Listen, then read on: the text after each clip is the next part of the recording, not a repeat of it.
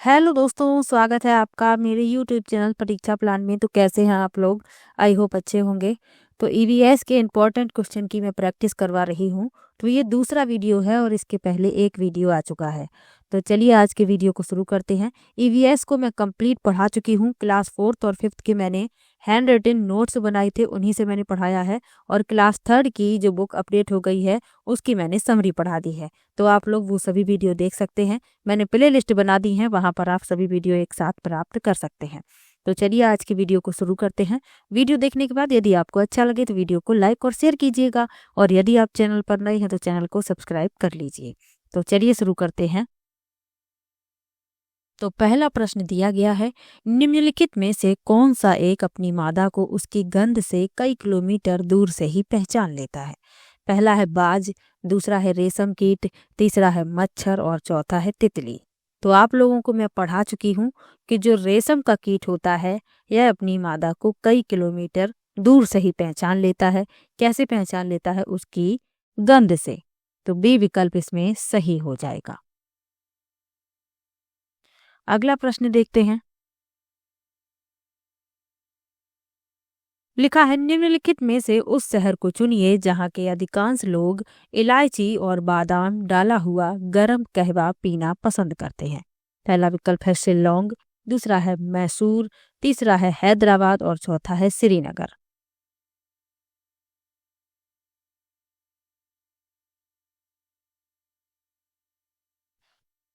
तो इलायची और बादाम डाला हुआ गर्म कहवा पीना पसंद करते हैं श्रीनगर के लोग। डी विकल्प इसमें सही हो जाएगा।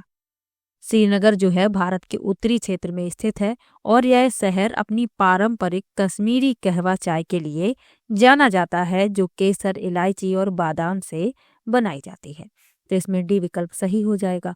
अब जो और विकल्प लिखे हुए हैं, शिल्लोंग जो है ये भारत के पूर्वोत्तर क्षेत्र में स्थित एक शहर है, और यह चाय बागानों के लिए जाना जाता है।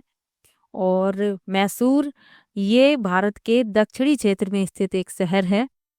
और हैदराबाद ये भारत के मध्य क्षेत्र में स्थित एक शहर है, और यह शहर कहवा के लिए नहीं बल्कि ईरानी चाय और बिरयानी के लिए जाना जाता है।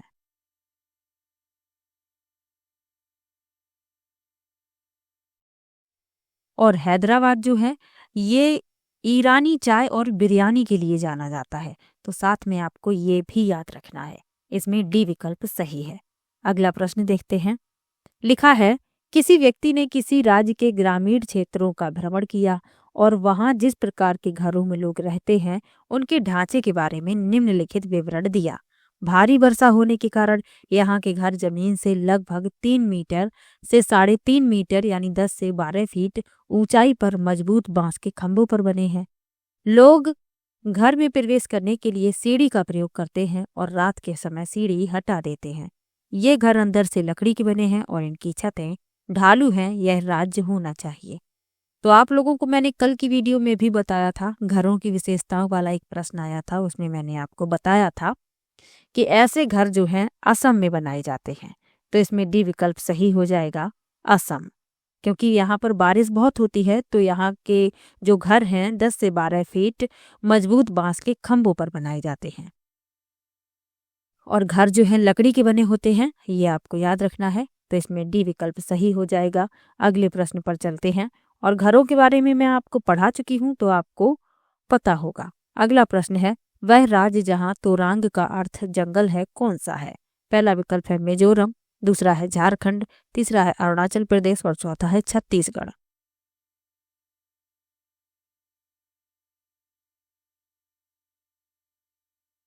तो तोरांग का अर्थ जंगल होता है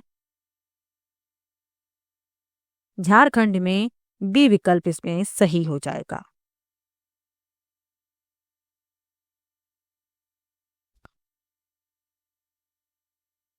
अगला प्रश्न देखते हैं। लिखा है, मध्य प्रदेश के 3 सीमांतर्गत प्रदेश यानी राज्य हैं। ऐसा प्रश्न कल भी आया था, आज भी इसी तरीके का प्रश्न पूछा गया है। पहला विकल्प है गुजरात, महाराष्ट्र, राजस्थान, दूसरा है उत्तर प्रदेश, बिहार, छत्तीसगढ़, तीसरा है महाराष्ट्र, छत्तीसगढ़, झारखंड और चौथा है गुजरात, तेलंगाना, उड़ीसा। तो मैंने कल के वीडियो में आप लोगों को मैप दिखाया था, तो आपको पता होगा कि मध्य प्रदेश के 3 सीमांतर्गत राज्य हैं, गुजरात, राजस्थान, महाराष्ट्र। ए विकल्प इस प्रश्न में सही हो जाएगा। मैप से एक प्रश्न पूछा जाता है तो ध्यान से मैप को समझ कर जाइएगा। इसी तरीके का प्रश्न पूछा जाता है। अगला प्रश्न है, राज्यों का वह समूह चुनिए जिनके समुद्र तट अरब सागर पर हैं। पहला है तमिलनाडु, ओडिशा, आंध्र प्रदेश। दूसरा है केरल, कर्नाटक, महाराष्ट्र। तीसरा है गुजरात, महाराष्ट्र, उड़ीसा। और चौथा है गुजरात, केरल, तेलंगाना। तो जिनके समुद्र तट अरब सागर पर हैं वह राज्य बताने हैं। तो इसमें जो आपका दूसरा विकल्प है केरल, कर्नाटक, महाराष्ट्र, इनके समुद्र तट अरब सागर पर हैं, तो बी विकल्प इसमें सही हो जाएगा। और कौन से राज्य हैं जिनके समुद्र तट अरब सागर पर हैं? तो आप लोगों को ये याद रखना है कि गुजरात, महाराष्ट्र, कर्नाटक, केरल, गोवा, तमिलनाडु। इसके अलावा केंद्र शासित प्रदेश कौन से हैं? दमन और दीव, दादरा और नगर हवेली और लक्षद्वीप। इनके जो समुद्र तट हैं वे अरब सागर पर हैं, तो आपको ये बातें भी याद रखनी है साथ में। अगले प्रश्न पर चलते हैं।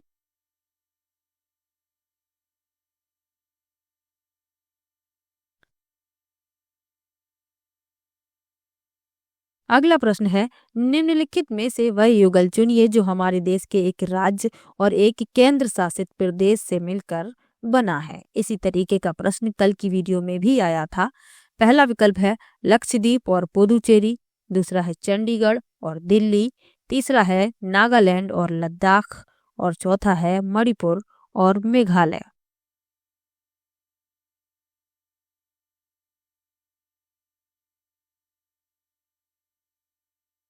तो भारत में 28 राज्य और 8 केंद्र शासित प्रदेश हैं। लक्षद्वीप और पुदुचेरी ये केंद्र शासित है। चंडीगढ़ और दिल्ली ये दोनों ही केंद्र शासित हैं। मणिपुर और मेघालय ये राज्य हैं, जबकि नागालैंड और लद्दाख इसमें से एक राज्य और एक केंद्र शासित प्रदेश है। तो सी विकल्प ही इस प्रश्न का उत्तर हो जाएगा। अगला प्रश्न दिया गया है, कल्पना कीजिए कि आप एक उद्यान यानी पार्क में हैं और भूकंप आ गया है। आप सुरक्षा की कौन सी युक्तियां अपनाएंगे? पहला लिखा है इमारतों से दूर खुले में रहिए। दूसरा है निकटतम इमारत में भाग जाइए। तीसरा है निकटतम वृक्ष के नीचे खड़े हो जाइए। और चौथा है पार्क से निकल कर भागते हुए निकटतम सड़क पर जाइए। अब किसी आप उद्यान या पार्क में हैं और अचानक से भूकंप आ गया, तो आपको क्या करना है? इमारतों से दूर खुले में रहिए, क्योंकि इमारतें गिर सकती हैं, आपको नुकसान पहुंच सकता है। किसी पेड़ के पास आप खड़े हो जाएंगे तो हो सकता है पेड़ की शाखाएं फट जाएं और आप पर गिर जाएं। तो ऐसा आपको ये नहीं करना है। पहला विकल्प इस प्रश्न में सही है। और जो मैंने नोट्स बनाए हैं उससे बाहर प्रश्न आ नहीं सकता, क्योंकि ये सभी मैं नोट्स बनाकर आप लोगों को पढ़ा चुकी हूँ। जिसने भी वीडियो देखा है उसे जरूर पता होगा। अगला प्रश्न है, निम्नलिखित में से कला के कौन से रूप में प्राकृतिक रंगों जैसे नील हल्दी से मिश्रित और पुष्पों के वर्णों एवं पेड़ों की छाल से मिश्रित चावल के रंगीन पेस्ट से चित्रकला करना निहित है? पहला है मधुबनी, दूसरा है वर्ली, तीसरा है कलमकारी और चौथा है फुलकारी।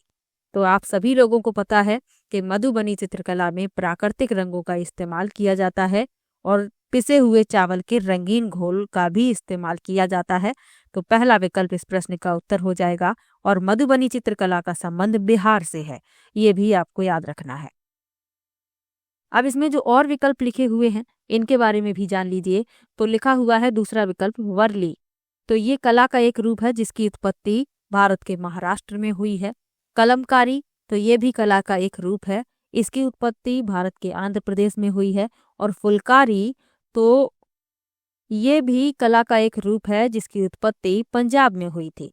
तो ये सब भी आपको याद रखना है। और फुलकारी में कपड़े पर कढ़ाई करना शामिल होता है, तो साथ में ये भी आपको याद रखना है। अगले प्रश्न पर चलते हैं। लिखा है ऐसे भोज्य पदार्थों का एक समुच्चय चुनिए जिन्हें पौधे के समान भाग से प्राप्त किया जाता है। पहला है सेब, गन्ना, अदरक, गाजर। दूसरा है हरी मटर, जीरा, चना, गेहूं। तीसरा है पालक, जीरा, आलू, पत्ता गोभी। और चौथा है सेब, टमाटर, अदरक, खुबानी। अब यहाँ पर आप देखते हैं कि सेब फल है, गन्ना तना है, अदरक भी तना है, गाजर जड़ है। तो ये तो भिन्न भिन्न भाग हैं पौधे के, तो पहला विकल्प इस प्रश्न का उत्तर नहीं होगा। बी में लिखा है हरी मटर, जीरा, चना, गेहूं। तो ये पौधे के जो भाग हैं वह हैं बीज, यानी हरी मटर भी बीज है, जीरा भी बीज है, चना भी बीज है, गेहूं भी बीज है। तो यही प्रश्न सही है, क्योंकि ये पौधे के समान भागों से प्राप्त किए जाते हैं। तो बी विकल्प इस प्रश्न का उत्तर हो जाएगा। सी और डी क्यों नहीं है? क्योंकि पालक पत्ते होते हैं, जीरा बीज होता है, आलू तना होता है और ये भी पत्ता होता है, और सेब, टमाटर, खुबानी ये फल है, अदरक तना है। तो इसीलिए ये विकल्प उत्तर नहीं है। बी विकल्प उत्तर है, क्योंकि इसमें जो सभी चीजें लिखी हुई हैं ये सभी बीज ही हैं। तो बी विकल्प इस प्रश्न का उत्तर हो जाएगा। अगले प्रश्न पर चलते हैं। लिखा है निम्नलिखित में से कौन से पौधों का प्रवर्धन बीजों द्वारा होता है? पहला है गन्ना, आलू, पत्ता गोभी, दूसरा है चावल, गेहूं, ओट्स, तीसरा है आलू, गुलाब, गन्ना, और चौथा है गेहूं, गन्ना, चावल।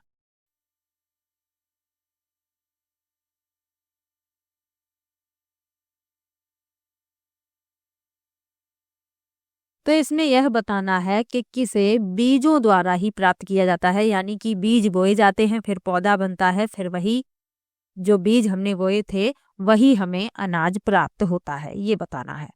तो गन्ना जो है इसका तना बोया जाता है, आलू काट कर बोया जाता है, तो ये विकल्प उत्तर नहीं है।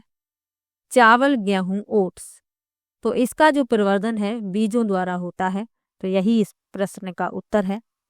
आलू, गुलाब, गन्ना, तो इनमें बीज नहीं बोए जाते, आपको पता है। और डी विकल्प में गेहूं के बीज बोए जाते हैं, चावल के बोए जाते हैं, लेकिन गन्ने के बीज नहीं बोए जाते, तने का प्रयोग किया जाता है। तो इसमें बी विकल्प में तीनों ही बीज हैं और इनका प्रवर्धन बीजों द्वारा ही होता है। तो बी विकल्प इस प्रश्न का उत्तर हो जाएगा। अगला प्रश्न देखते हैं। निम्नलिखित में से कौन सा भोजन उस राज्य के लोगों का मुख्य भोजन है जहां से पीवी सिंधु संबंध रखते हैं? पहला विकल्प है इडली, चटनी, चावल, सांभर, दूसरा है रोटी, दाल, सब्जी, आलू पराठा, तीसरा है रोटी, सांभर, बांस की करी, मछली करी यानी फिश करी, और चौथा है मछली करी, टैपियोका और चावल।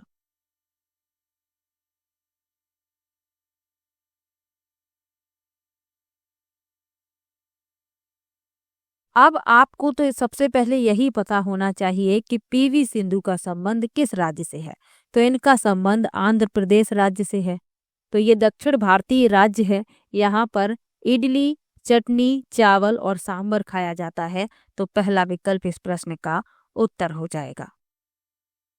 अब जो विकल्प बी, सी और डी लिखे हुए हैं इनके बारे में भी जान लीजिए। विकल्प बी में लिखा है रोटी, दाल, सब्जी, आलू पराठा, तो ये उत्तर भारतीय व्यंजन है। और विकल्प सी में लिखा है रोटी, सांभर, बांस की करी, मछली की करी, तो ये सामान्यतः दक्षिण भारत में खाई जाती है, लेकिन जो बांस की करी है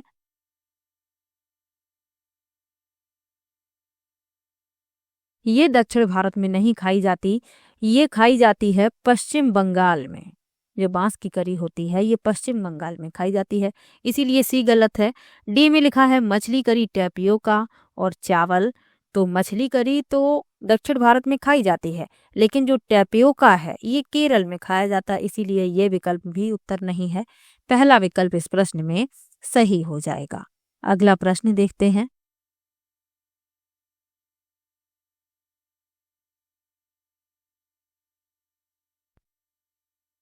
अगला प्रश्न है निम्नलिखित में से किसकी वायु द्वारा फैलने की संभावना है? पहला विकल्प है सूरजमुखी, दूसरा है आक यानी मदार, तीसरा है आम और चौथा है जैंथियन। तो किसकी वायु द्वारा फैलने की संभावना है? तो जो आक यानी मदार होता है इसके बीज बहुत ही हल्के होते हैं, आप सभी लोगों ने देखे होंगे। उस बीज के ऊपर सफेद सफेद बहुत ही पतले बाल जैसे होते हैं। तो ये बहुत ही हल्के होते हैं और वायु द्वारा एक स्थान से दूसरे स्थान पर पहुंच जाते हैं। तो बी विकल्प इस प्रश्न का उत्तर हो जाएगा। बाकी जो ये लिखे हुए हैं इनके बीज भारी होते हैं और ये वायु द्वारा एक जगह से दूसरी जगह नहीं पहुंच सकते। अगला प्रश्न देखते हैं। लिखा है, आप दुकान से गेहूं लेते हो और आपकी माँ उसकी रोटियां बनाती हैं। गेहूं से रोटी बनाने की प्रक्रिया से सही क्रम का चुनाव कीजिए। तो ये विकल्प लिखे हुए हैं और इसमें जो रोटी बनाने की प्रक्रिया है उसके सही क्रम का चुनाव करना है। तो जो भी रोटी बना लेता है वह इस प्रश्न को भी हल कर लेगा। तो लिखा है, एक पात्र में आटा डालें, आटा गूंथें, रोटी सेकें, गेहूं का आटा बनाएं। बिल्कुल ही गलत है। दूसरे में लिखा है, गेहूं का आटा बनाएं, एक पात्र में आटा डालें, आटा गूंथें, गूंथे आटे के पेड़े बनाएं और रोटियां सेकें। तो यही विकल्प सही है क्योंकि यही क्रम होता है। गेहूं को पीसा जाता है यानी आटा बनाया जाता है, फिर एक पात्र में आटा लेते हैं, आटा को गूंथते हैं, फिर आटे के पेड़े यानी लोई बनाते हैं, फिर रोटी बेलते हैं, फिर सेकते हैं। तो बी विकल्प ही सही हो जाता है, आगे के विकल्प पढ़ने की आवश्यकता नहीं है। अगले प्रश्न पर चलते हैं। लिखा है, उर्वरकों की अपेक्षा खेतों में खाद का उपयोग करने की सलाह क्यों दी जाती है? पहला विकल्प है खाद जैव निम्नकरणीय है, और दूसरा है खाद से एक प्रबल रासायनिक अभिक्रिया नहीं होती, तीसरा है खाद से मृदा में सूक्ष्म रंध्र बनते हैं, और चौथा है खाद की बड़ी मात्रा में आवश्यकता होती है।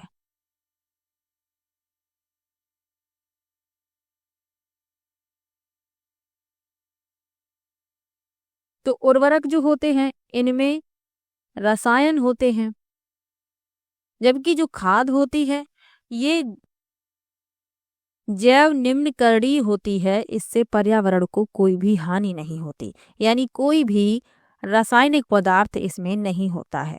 तो पहला इसमें सही हो जाता है। उसके बाद लिखा हुआ है खाद से एक प्रबल रासायनिक अभिक्रिया नहीं होती, ये भी सही है। और खाद से मृदा में सूक्ष्म रंध्र बनते हैं, ये भी सही है। लेकिन खाद की बड़ी मात्रा में आवश्यकता होती है, ये गलत है, क्योंकि फसल के प्रकार और मृदा के प्रकार और पोषक तत्वों की आवश्यकता पर खाद की मात्रा निर्भर करती है। हर बार बड़ी मात्रा की आवश्यकता नहीं होती। तो ए बी सी इसमें सही है, यानी कि आपका जो बी विकल्प है वही इस प्रश्न का उत्तर हो जाएगा। तो 15 प्रश्न आपके एनसीईआरटी बेस्ड हो गए। अब अगले 15 प्रश्न आपके पेडागोजी के हैं। तो चलिए पेडागोजी के क्वेश्चन को भी सॉल्व कर लेते हैं। तो प्रश्न दिया गया है, निम्नलिखित में से कौन सी रणनीति भोजन थीम को पढ़ाते समय पूछताछ को बढ़ावा देती है? पहला है छात्रों से विभिन्न खाद्य पदार्थों के चित्र एकत्र करने के लिए कहना। दूसरा है सैंडविच, शिकंजी यानी लेमन वाटर वगैरह को बिना आग के पकाने का प्रदर्शन। तीसरा है छात्रों से उनके परिवार के सदस्यों की खाने की पसंद का पता लगाने के लिए कहना। और चौथा है भारत के विभिन्न क्षेत्रों में उपयोग किए जाने वाले विभिन्न परिरक्षित खाद्य पदार्थों के चित्र दिखाना। तो पूछा गया है कि भोजन थीम पढ़ाते समय पूछताछ को बढ़ावा देती है कौन सी रणनीति? तो इसमें जो तीसरा विकल्प लिखा हुआ है कि छात्रों से उनके परिवार के सदस्यों की खाने की पसंद का पता लगाने के लिए कहना, तो यही इस प्रश्न का उत्तर हो जाएगा।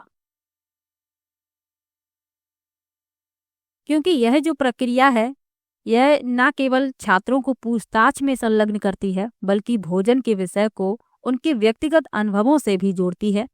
तो इसीलिए यही इस प्रश्न का उत्तर है, क्योंकि बच्चे अपने बड़ों से पूछेंगे कि आपको क्या पसंद है और अपने विचार भी प्रदर्शित करेंगे, अपने बारे में भी बताएंगे।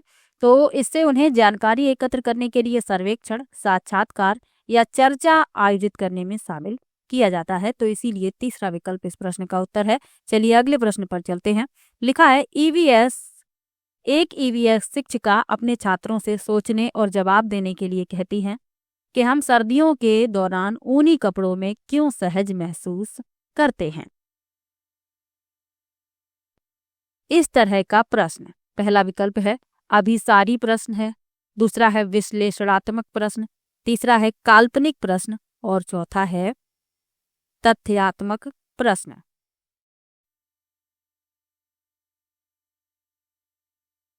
तो शिक्षिका क्या कह रही हैं प्रश्न पूछते हैं कि हम सर्दियों के दौरान ऊनी कपड़ों में सहज महसूस क्यों करते हैं। तो इस तरीके का प्रश्न कैसा प्रश्न है ये पूछा गया है। तो इस तरीके का प्रश्न है विश्लेषणात्मक प्रश्न। दूसरा विकल्प इस प्रश्न का उत्तर हो जाएगा। अब विश्लेषणात्मक प्रश्न क्या होता है? तो ऐसे प्रश्न जिनमें उच्च क्रम के सोच कौशल शामिल होते हैं और ये जो प्रश्न होते हैं विचारशील प्रक्रिया प्रदान करने के लिए जानकारी का विश्लेषण, मूल्यांकन और संश्लेषण पर अधिक बल देते हैं।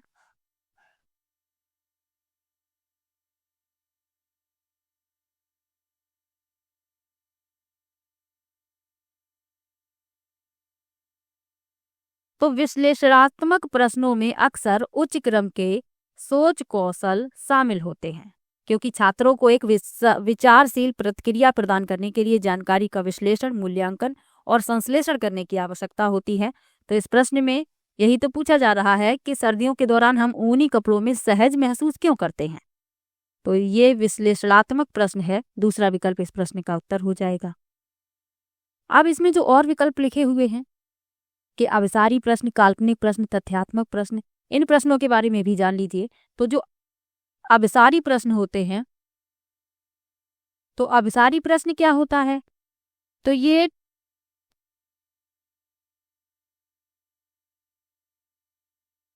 अभिसारी प्रश्न जो होते हैं इनमें प्रश्न का एक ठोस यानी बंधा बनाया उत्तर होता है।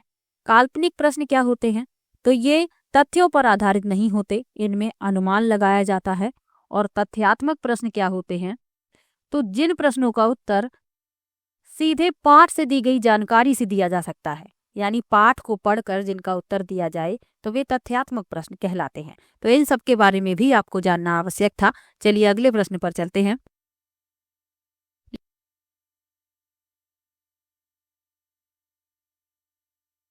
अगला प्रश्न दिया गया है, एनसीईआरटी की ईवीएस की पाठ्यपुस्तक के एक अध्याय में वहीदा का प्रिज्म और नौसेना में डॉक्टर के रूप में उनके अनुभव का वर्णन है। इसे शामिल करने के क्या कारण हैं? पहला लिखा है, उनका अनुभव लैंगिक रूढ़ियों को चुनौती देता है। दूसरा है, उनकी कहानी सशस्त्र बलों में एक चिकित्सा अधिकारी के जीवन की एक झलक देती है। तीसरा है, यह समझना कि प्रिज्म 7 रंगों को दर्शाता है। और चौथा है, उनके सामने आने वाली कठिनाइयों और उनसे निपटने के तरीकों को समझना। तो इसमें पहला सही है, उनका अनुभव लैंगिक रूढ़ियों को चुनौती देता है, ये सही है। उनकी कहानी सशस्त्र बलों में एक चिकित्सा अधिकारी के जीवन की झलक देती है, ये भी सही है। और यह समझना कि प्रिज्म 7 रंगों को दर्शाता है, तो प्रिज्म 7 रंगों को दर्शाता है, लेकिन इस कहानी में इसे शामिल करने का कोई भी कारण नहीं है, यानी कि इनकी कहानी को शामिल करने का जो कारण पूछा गया है, तो इसमें प्रिज्म को शामिल करना इसमें नहीं आएगा। डी इसमें सही है, उनके सामने आने वाली कठिनाइयों और उनसे निपटने के तरीकों को समझना। तो ए, बी और डी इनमें सही हैं, यानी कि जो चौथा विकल्प है वही इस प्रश्न का उत्तर हो जाएगा। चलिए अगले प्रश्न पर चलते हैं। लिखा है, कक्षा 3 के ईवीएस शिक्षक एलेक्स ने हम चीजें कैसे बनाते हैं थीम की शुरुआत करते हुए अपने छात्रों को कागज की रंगीन पट्टियों को काटने और पट्टियों को चटाई बनाने में मदद की। एक सुंदर चटाई बनाने के लिए किनारों को एक साथ चिपकाया। निम्नलिखित में से किस उद्देश्य से एलेक्स को अपने छात्रों को ध्यान केंद्रित करने में मदद करनी चाहिए? पहला है, रंग पैटर्न के बारे में सीखना और सौंदर्य बोध विकसित करना। दूसरा है, इस गतिविधि को बुनकरों द्वारा की जाने वाली बुनाई से संबंधित करना। तीसरा है, चटाई को बनाने की विधि के चरणों को याद करना। और चौथा है, आकर्षक रंगों के पेपर चुनना और स्ट्रिप्स को पूरी तरह से काटना सीखना।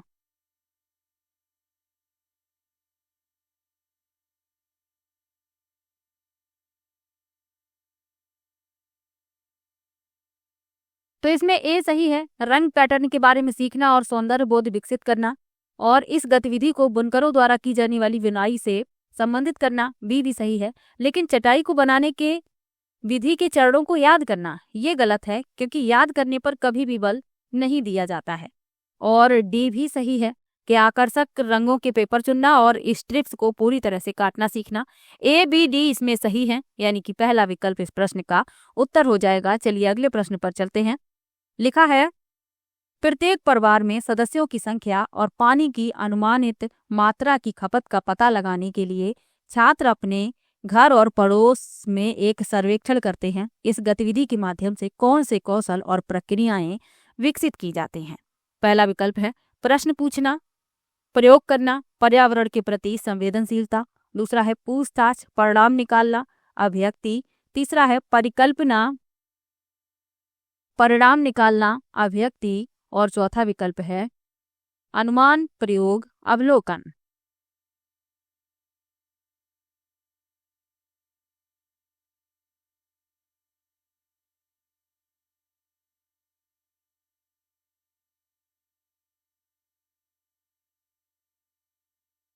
तो इस प्रश्न में जो सही विकल्प है वह है दूसरा विकल्प कि पूछताछ, परिणाम निकालना और अभिव्यक्ति। दूसरा विकल्प इसमें सही हो जाएगा। चलिए अगले प्रश्न पर चलते हैं। लिखा है, ईवीएस की पाठ्य पुस्तकों को विद्यार्थी स्कूल के जीवन को उनके बाहर के जीवन से जोड़ने की एनसीएफ 2005 की सिफारिश को प्रतिबिंबित करना चाहिए। इसका अर्थ है, पहला विकल्प है विद्यार्थी ईवीएस के महत्वपूर्ण अवधारणाओं को याद करने के लिए बाध्य हैं। दूसरा है पाठ्य पुस्तक ज्ञान का एकमात्र स्रोत है। तीसरा है पाठ्य पुस्तकें विद्यार्थियों को उनके आसपास के सभी स्रोतों के माध्यम से ज्ञान का निर्माण करने में सहायता करती हैं। और चौथा है शिक्षकों को पाठ्य पुस्तकों को शिक्षण अधिगम संसाधनों में एक संसाधन के रूप में उपयोग करने की आवश्यकता है। तो इसमें सही विकल्प बताना है।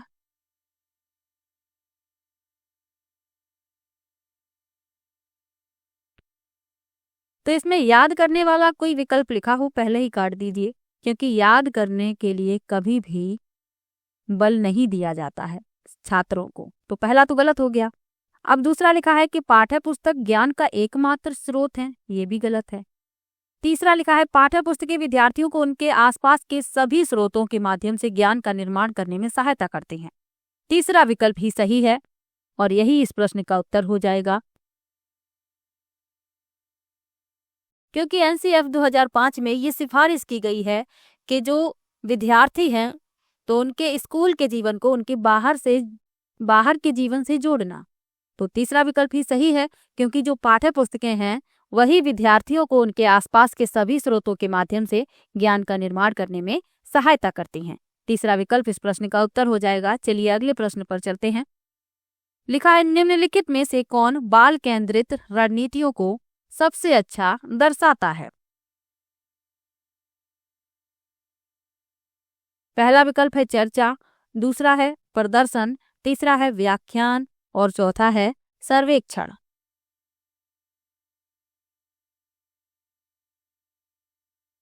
तो पूछा गया है बाल केंद्रित रणनीतियों को दर्शाता है, तो एक पहला सही हो जाएगा चर्चा। प्रदर्शन बाल केंद्रित रणनीतियों में नहीं आएगा, व्याख्यान भी नहीं आएगा, लेकिन सर्वेक्षण इसमें सही है। तो चर्चा और सर्वेक्षण यानी कि ए और डी चौथा विकल्प इस प्रश्न का उत्तर हो जाएगा। अब इनके बारे में जान लीजिए, चर्चा और सर्वेक्षण के बारे में। तो चर्चा अंतःक्रिया, आलोचनात्मक सोच और विचारों की अभिव्यक्ति को प्रोत्साहित करती है। यह छात्रों को सीखने की प्रक्रिया में शामिल करती है। और सर्वेक्षण क्या है? तो सर्वेक्षण में छात्र सक्रिय रूप से आंकड़े एकत्र करते हैं, प्रश्न बनाते हैं और परिवेश की खोज करते हैं। तो इसीलिए इसमें बाल केंद्रित रणनीतियां पूछी गई थी, इसीलिए पहला और चौथा इसमें आएगा। तो चौथा विकल्प इस प्रश्न का उत्तर हो जाएगा। चलिए अगले प्रश्न पर चलते हैं। लिखा है, सीमा एक ईवीएस शिक्षिका ने अपने छात्रों के लिए चिड़ियाघर एक क्षेत्र भ्रमण का आयोजन किया। निम्नलिखित में से कौन चिड़ियाघर की यात्रा के सबसे अच्छे उद्देश्य हैं?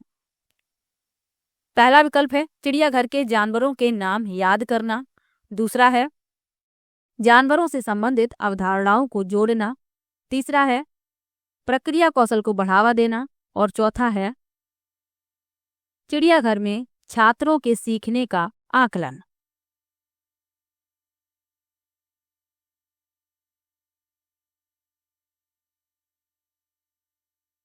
तो मैंने आपको अभी बताया कि याद करने वाला कोई भी विकल्प लिखा हो काट दीजिए, वो कभी भी उत्तर नहीं होता है। अब जानवरों से संबंधित अवधारणाओं को जोड़ना सही है। चिड़ियाघर के भ्रमण का आयोजन किया गया है, तो जानवरों से संबंधित अवधारणाओं को जोड़ना है, सही है। प्रक्रिया कौशल को बढ़ावा देना, ये भी सही है। और चिड़ियाघर में छात्रों के सीखने का आकलन करना, ये भी सही है। BCD इसमें सही है, यानी दूसरा विकल्प इस प्रश्न का उत्तर हो जाएगा। चलिए अगले प्रश्न पर चलते हैं। लिखा है, एक EVS शिक्षिका ने अपने छात्रों को जानवरों के बारे में पढ़ाया और उन्हें निम्नलिखित कार्य करने के लिए कहा। आसपास के विभिन्न जानवरों के नाम लिखिए, विभिन्न जानवरों की गतिविधियों का अवलोकन करो, अवलोकन के आधार पर जानवरों को श्रेणियों में वर्गीकृत करो, और चौथा लिखा है, जानवरों को परिभाषित करो। अब लिखा है, उपरोक्त में से कौन सा प्राथमिक स्तर के छात्रों के लिए उपयुक्त नहीं है।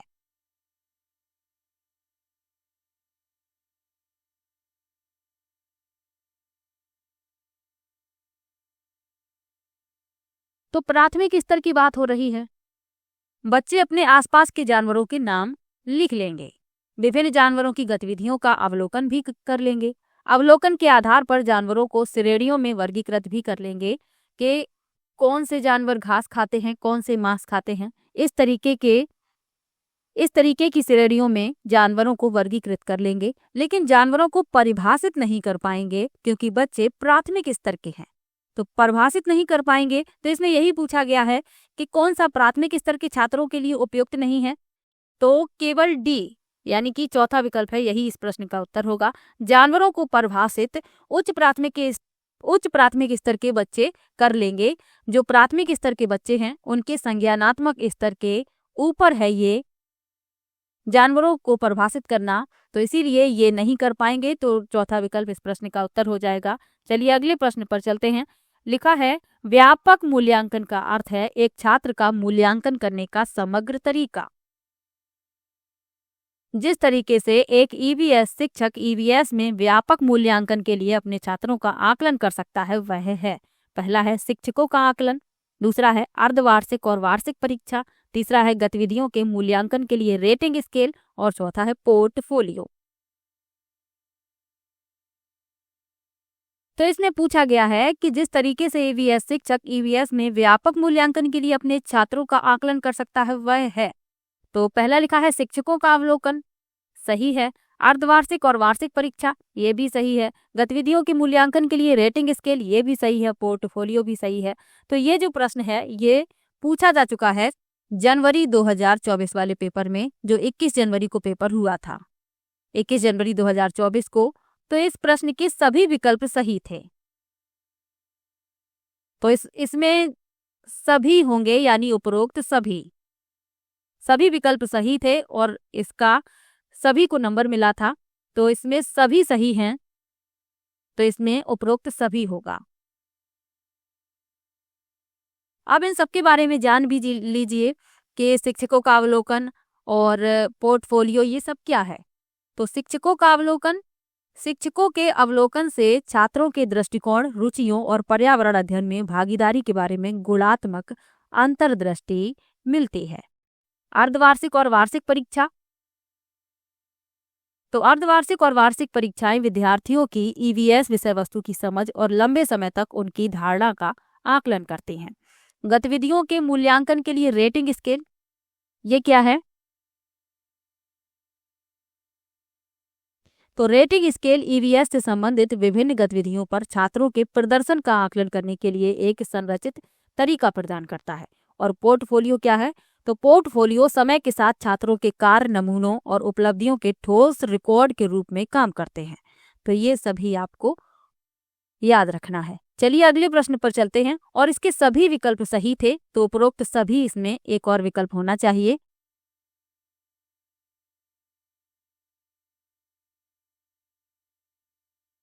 तो यही इस प्रश्न का उत्तर हो जाएगा। चलिए अगले प्रश्न पर चलते हैं। आप चाहते हैं कि छात्र सहपाठी शिक्षण रणनीतियों द्वारा सीखें, आप समूह कैसे बनाएंगे? पहला विकल्प लिखा है 4/5 छात्रों के रोल नंबर के अनुसार समूह बनाएं। दूसरा है परीक्षा में प्राप्त अंकों के अनुसार छात्रों का एक समान समूह बनाएं। तीसरा है भागीदारी और सहयोग के आधार पर एक विषम समूह बनाएं, और चौथा है समान लिंग और सामाजिक आर्थिक पृष्ठभूमि के 5 छात्रों का एक समूह बनाएं। तो जब आप समूह बना रहे हो तो आपको बिल्कुल भी भेदभाव नहीं करना है कि कुछ बच्चे सामाजिक आर्थिक पृष्ठभूमि से हैं तो उनका आपने समूह बना दिया, या जिसने परीक्षा में अच्छे अंक हासिल किए हैं उनका आपने समूह बना दिया। ऐसा आपको नहीं करना है। आपको क्या करना है, भागीदारी और सहयोग के आधार पर विषम समूह बनाएं। यानी जो बच्चे सक्रिय रूप से भाग ले रहे हैं, सहयोग दे रहे हैं, तो उन्हीं के आधार पर समूह बनाना चाहिए। तो तीसरा विकल्प इस प्रश्न का उत्तर हो जाएगा। चलिए अगले प्रश्न पर चलते हैं। कक्षा 5 की ईवीएस शिक्षिका नीना अपने छात्रों को एक समूह असाइनमेंट देती हैं कि उन्हें पास के कृषि फार्मों का दौरा करना है और कृषि के दौरान किसानों द्वारा उपयोग किए जाने वाले उपकरणों और उनके द्वारा उगाई जाने वाली फसलों के बारे में जानकारी प्राप्त करनी है। उन्हें फोटो भी कलेक्ट कर रिपोर्ट तैयार करनी है। यहाँ कौन से प्रक्रिया, कौशल और सीखने के संकेतक शामिल हैं? पहला विकल्प लिखा हुआ है प्रश्न करना, अभिव्यक्ति करना, परिणाम निकालना। दूसरा है प्रश्न पूछना, प्रयोग करना, पर्यावरण के प्रति संवेदनशीलता। तीसरा विकल्प है परिकल्पना, परिणाम निकालना, अभिव्यक्ति। और चौथा है अनुमान, प्रयोग, अवलोकन। तो शिक्षिका जो है छात्रों को एक समूह असाइनमेंट देती हैं कि उन्हें पास के कृषि फार्मों का दौरा करना है और कृषि के दौरान उपयोग किए जाने वाले उपकरणों और उनके द्वारा उगाई जाने वाली फसलों के बारे में जानकारी प्राप्त करनी है। तो यहाँ कौन से प्रक्रिया, कौशल और सीखने के संकेतक शामिल हैं ये पूछा गया है। तो पहला तो प्रश्न पूछना हो जाएगा, फिर हो जाएगा अभिव्यक्ति करना, फिर परिणाम निकालना। पहला विकल्प इस प्रश्न का उत्तर हो जाएगा। चलिए अगले प्रश्न पर। अगला प्रश्न दिया गया है, एक शिक्षिका ईवीएस शिक्षण के लिए अपने विद्यार्थियों के साथ तुल्यकालिक संप्रेषण का चयन करना चाहती हैं। वह निम्नलिखित में से किसे चुनेंगी? पहला है phone call, pre recorded video, teleconferencing. दूसरा है email, social media post, phone call. तीसरा है त्वरित संदेश, ब्लॉग, टेली कॉन्फ्रेंसिंग। और चौथा है वीडियो कॉन्फ्रेंसिंग, ऑनलाइन चैट सत्र, फोन कॉल। तो इसमें पूछा गया है कि शिक्षण के लिए अपने शिक्षार्थियों के लिए तुल्यकालिक संप्रेषण का चयन करना चाहती हैं तो वह किसे चुनेंगी? तो इसमें चौथा विकल्प सही है, वीडियो कॉन्फ्रेंसिंग, ऑनलाइन चैट सत्र और फोन कॉल। अब तुल्यकालिक संप्रेषण क्या होता है? तो तुल्यकालिक संप्रेषण वास्तविक समय की अंतःक्रिया को संदर्भित करता है जहां प्रेषक और प्राप्तकर्ता दोनों सक्रिय रूप से संलग्न होते हैं। तो इसमें चौथा विकल्प सही हो जाएगा। चलिए अगले प्रश्न पर चलते हैं। ईवीएस शिक्षण के दौरान एक शिक्षक का बयान यानी प्रश्न जो विद्यार्थियों को स्वयं या अपने साथियों की प्रतिक्रियाओं से उत्तर को विस्तृत करने के लिए प्रोत्साहित करता है। पहला विकल्प है खोजपूर्ण प्रश्न, दूसरा है कंडीशनिंग, तीसरा है चेनिंग और चौथा है परीक्षण और त्रुटि। तो इसमें पूछा गया है कि ईवीएस शिक्षण के दौरान एक शिक्षक का प्रश्न जो विद्यार्थियों को स्वयं या अपने साथियों की प्रतिक्रियाओं से उत्तर को विस्तृत करने के लिए प्रोत्साहित करता है तो वह होता है खोजपूर्ण प्रश्न। पहला विकल्प इस प्रश्न का उत्तर हो जाएगा। चलिए अगले प्रश्न पर चलते हैं और आखिरी प्रश्न है, लिखा है अनीता परिवार थीम को पढ़ाने के लिए एक इकाई योजना तैयार करती है। निम्नलिखित में से कौन सा उसकी इकाई योजना का शीर्षक होगा? पहला है परिवार घुमंतु परिवार, दूसरा है परिवार के प्रकार एकल और संयुक्त, तीसरा है परिवार एक परिवार के भीतर संबंध और चौथा है परिवार संबंध लिंग भूमिकाएं व्यवसाय बदलते समय में सामाजिक सांस्कृतिक इकाई के रूप में। तो योजना का शीर्षक पूछा गया है इकाई योजना का, तो चौथा विकल्प इसमें सबसे अच्छा है, परिवार संबंध लिंग भूमिकाएं व्यवसाय बदलते समय में सामाजिक सांस्कृतिक इकाई के रूप में।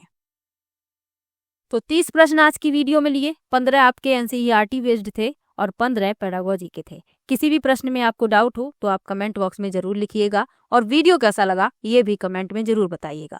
और एनसीईआरटी से ईवीएस को मैं कंप्लीट पढ़ा भी चुकी हूँ, आप लोगों को पता है। मैंने हैंड रिटन शॉर्ट नोट्स से आप लोगों को क्लास 4th और क्लास 5th पढ़ाया। उसके बाद क्लास 3rd की बुक जो अपडेट हो गई है उसकी समरी भी मैंने आप लोगों को पढ़ा दी है।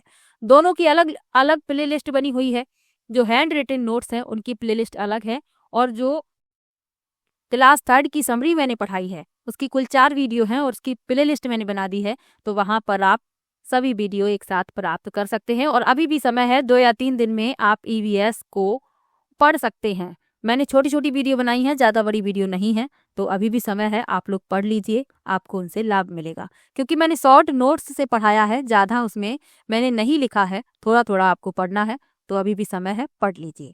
तो चलिए मिलते हैं नेक्स्ट वीडियो में, तब तक के लिए बाय बाय।